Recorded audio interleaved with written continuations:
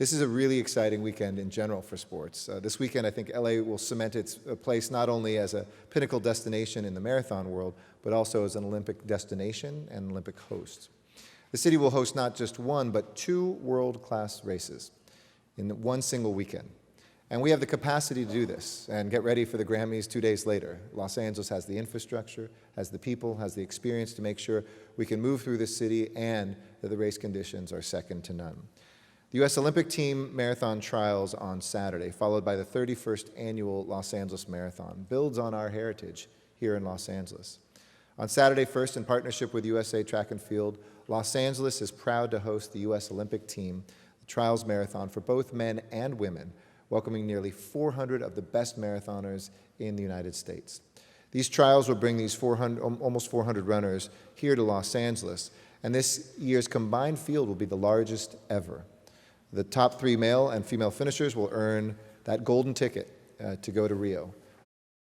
We'll go left to right.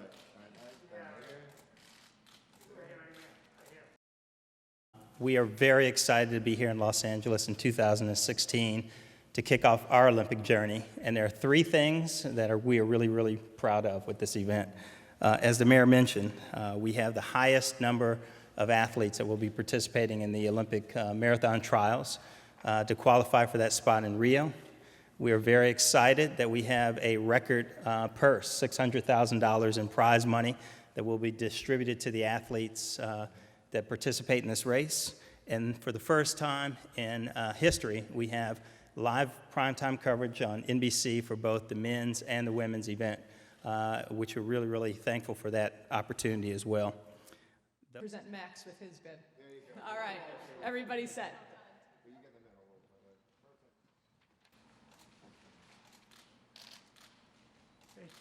And You know, right now there are a number of precautions. Obviously, staying out of harm's way with respect to the bugs that carry the virus. There are a number of things that are being suggested, whether they're topical ointments, clothing, and those type of things. But working really closely again with our medical team and the U.S. Olympic Committee team to give the latest precautions out to our athletes. Speakers, we will break for just a few minutes. And at 2:30, I'm not sure what the time is right now, but... I think that any time that you have scandals of this magnitude that are reported on, people become skeptical of both the entire, the sport. So I think really at a base level, just doing those things with transparency, sharing information, consistency over a period of time, hopefully will re-engage the public and restore their confidence in the sport globally.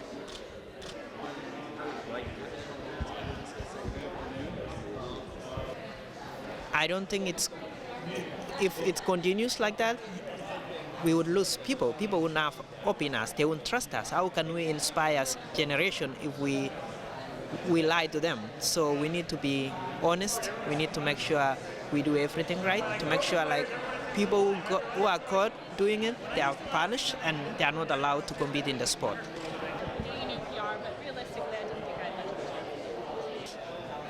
I mean, one thing that's interesting at Parallel is if you look at cycling and the reputation that it's gotten, but part of that is because everything's been exposed. I mean, well, hopefully, but so much has come out, and I don't think that cycling is necessarily a lot more dirty than other sports. I mean, you can look to a lot of American professional sports where they're not as strict as track and field, and there's not as much openness about it. So what I would absolutely not want is a situation where we're so afraid of getting bad news that we don't want to unearth it.